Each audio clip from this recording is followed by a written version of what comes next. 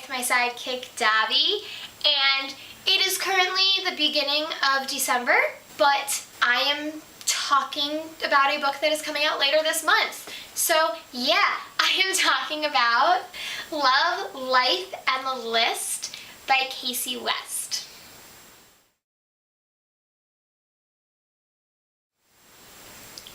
If you don't know, I have become obsessed with Kasie West over the past year.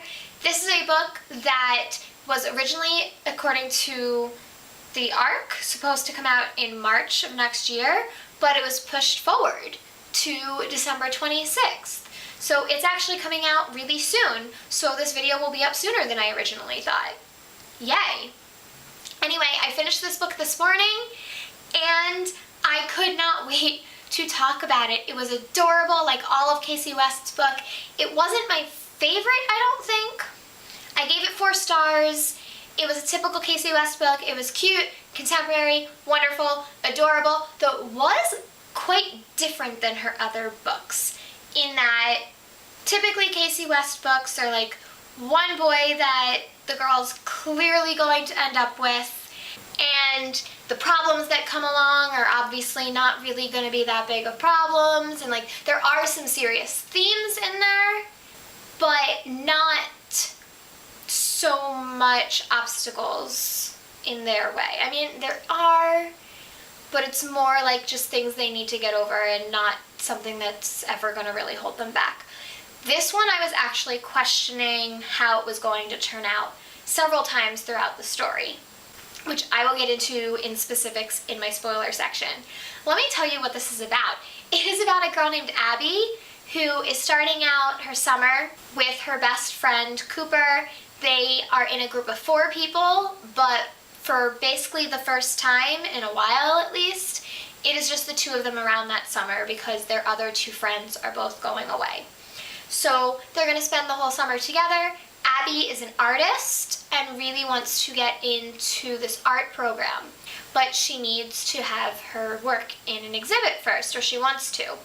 Luckily, she works at an art gallery that has an amateur exhibit every summer, so she wants to get in there, but the person that works there says that she's not quite ready, so she creates a list in order to gain more experience. She calls it the heart list, because it's going to grow her heart and make her a better artist.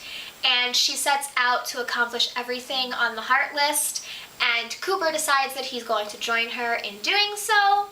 And that's all I'm going to say. I love this book. Like I said, I did question where it was going to end up several times while reading it. I'm not going to say how it did turn out, but I was mostly satisfied with it. I do have some complaints, which again I'll get into in the spoilery section, but it's Kasie West. I loved it. It was wonderful. It was so cute. It was exactly what I was looking for in one of her books. Like I said, there are some deeper themes in this one. Her mom is borderline agoraphobic. Her dad is in the military, and when he's away, her mom doesn't really want to leave the house or go out, and has trouble even like going for walks or supporting her daughter in work. They also live with her grandfather, who was an amazing addition to the cast. Her grandfather and Abby have an extremely sarcastic relationship. She's sarcastic with everybody, but she and her grandfather play off of each other in this amazing way, and I love their relationship. It was really cute, and that's all I have to say in my non-spoilery section. So go read it and then come back and talk with me. Okay? Okay, bye.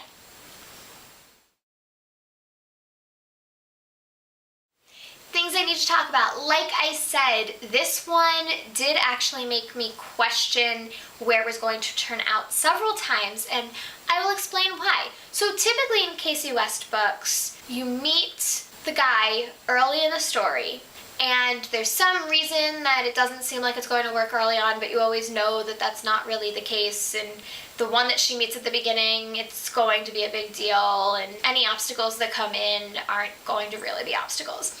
But that wasn't the case in this one, because she already knew the guy at the very beginning, and she had been in love with him forever.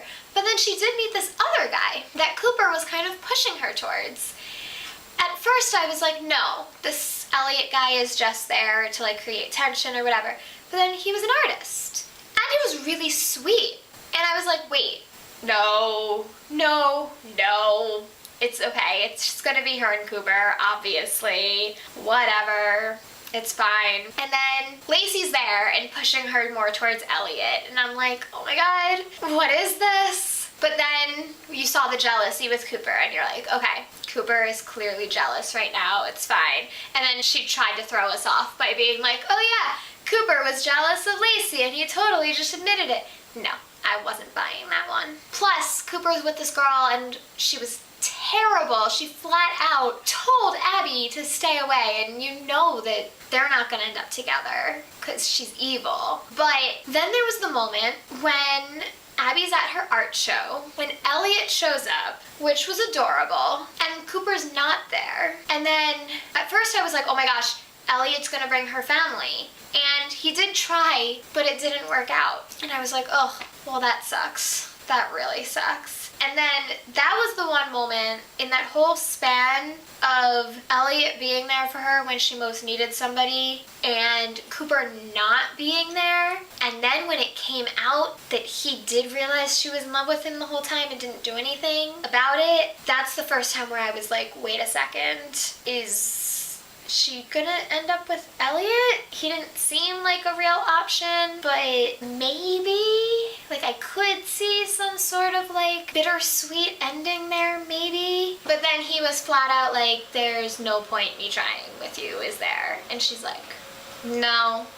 Then he took her to the garden, which was also surprising to me because I thought that Cooper was for sure going to be taking her to the garden because she said it was her perfect date, and Riss said she didn't want to go there, but he knew that that's where she wanted to go, and then I guess I was kind of right there. So I did know going in that when they finally got together, it would be A, have something to do with being to that underground garden, and B, have to do with her being his big fear. Because those were two things that came up and seemed really important and were. So then he shows up and he confesses, and this is where my one big complaint really came in, because he kind of went from 0 to 100 with his emotions like that. And I get that the idea was he was feeling it all along, but never really was willing to admit it to himself because he was so scared of ruining the friendship. And I get it, but there was just something weird with the lack of development there, I think. Like, I would have liked it if, I don't know, maybe, I don't know how I wanted it to happen, because I feel like that's how it needed to happen, because she wouldn't take anything less at that point. But it was weird, which is why she didn't fully buy it either at first. She was like, wait, what? No. Like, you're just saying this because you miss me and you want me part of your life because you're used to me tagging along and following after you like a puppy dog. But that's it. I don't know. And then it was really cute though when he left, thinking that it was too late because she was there with Elliot. And then she turns and is like, I have to go. And Elliot's just like, I know. And then she leaves and chases him, and that part was really cute.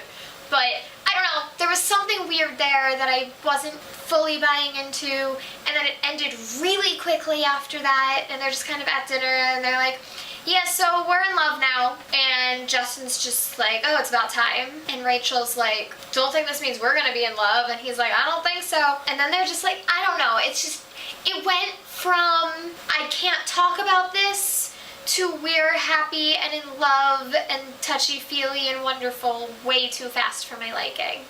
I like a little bit more progression. I don't know, maybe it was realistic in that way when it's like the best friends falling in love situation. The end felt rushed. Let's just say the end felt rushed. And that's all there is to it. I need to talk about this whole, like, I loved the storyline with her art. I loved the fact that she was going through these experiences to make her a better artist, because that's something that as a writer I have felt that I'm like, I'm writing about these things that I've never experienced, and that's hard. It is hard to throw emotion that you've never felt into any sort of art. So I'm glad that she went on that adventure.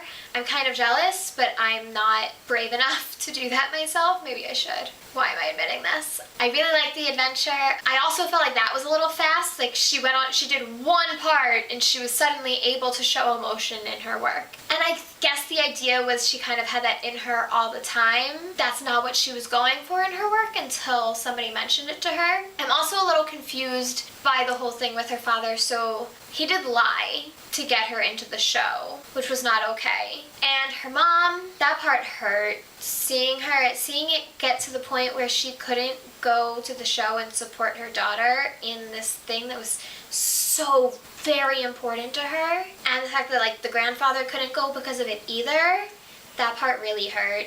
Stupid Cooper. And that freaking girl. Like, I get being jealous, I get wanting to have your boyfriend or pseudo-boyfriend all to yourself, seeing this girl that's trying to keep you apart. But they've been friends for so long, and this is something that was so important to her. And it seemed like she purposely ruined that, which is just evil. You don't win a guy over by making him get in a fight with his friends. That's not the way it works.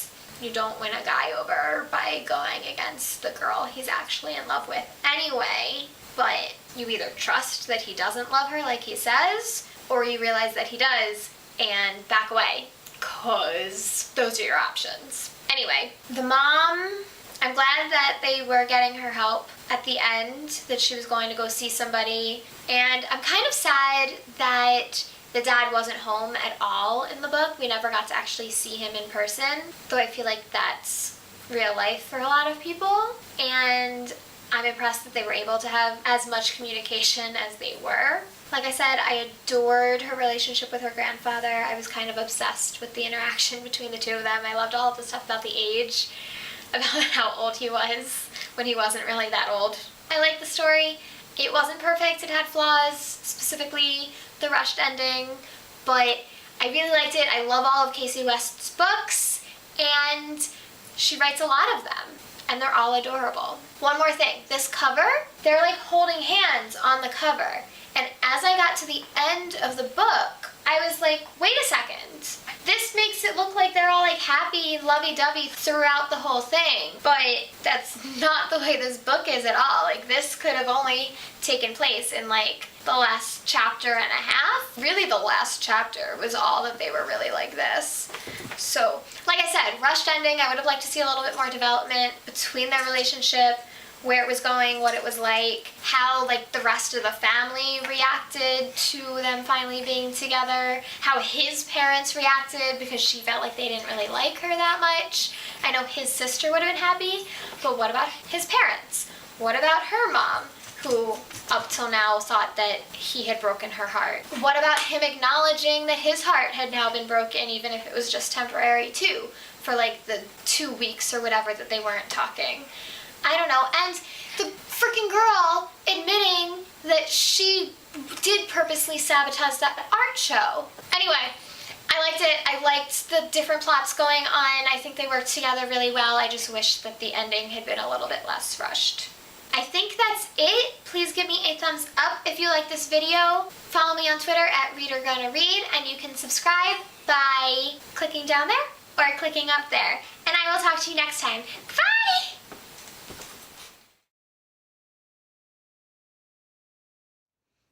Hey, Ellie and Dobby here. Like the video? Come subscribe. Do it right now. Click it.